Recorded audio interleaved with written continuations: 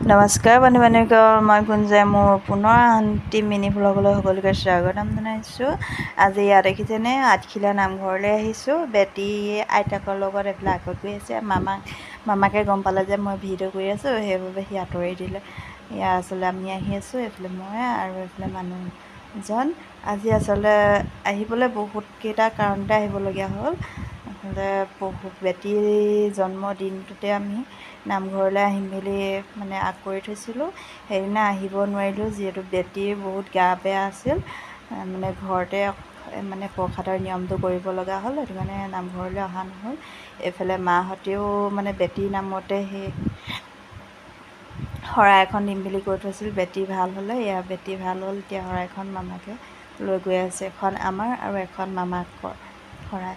এইফালে দেখিছেনে সোমাই বন্তি জ্বলোৱা ঘৰটোত এনেকৈ বাঁহ দিয়ে বনাই আছে চাগে, নতুনকৈ দেই বনাই আছে, ইমান ক'ব জনা নাই। এইফালে মই ইমান ক'ব নাজানো। এইফালে মা আহি আছে। আজি আচলতে আমাৰ বিবাহ বাৰ্ষিকৰ 5টা বছৰো সম্পূৰ্ণ হ'ল। বহুত হাই কাজিয়া সুখ দুখৰ মাজেৰে আজি 5টা বছৰ পাৰ হৈছে আৰু দেই।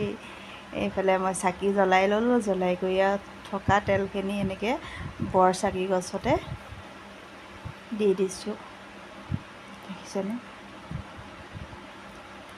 বেটী আচলতে আইতাকক পালে আৰু কাকো দৰকাৰ নাই, মোক ইমান দৰকাৰ নাই। তাই আইতাক আৰু মামাকক পালে। এইফালে আহিলোঁ আকৌ শৰাই চমজাবলৈ বুলি।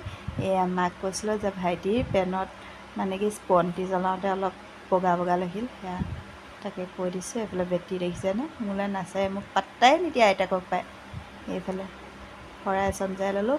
শৰাই চমজাই এইফালে পাঠ পঢ়া নামঘৰ মেইন নামঘৰলৈ আহিলোঁ। এয়া দেখিছেনে, আশীৰ্বাদ কৰিব যাতে বাকী আহি থকা বছৰকেইটাত আমি সুখেৰে দিনবোৰ পাৰ কৰিব পাৰোঁ।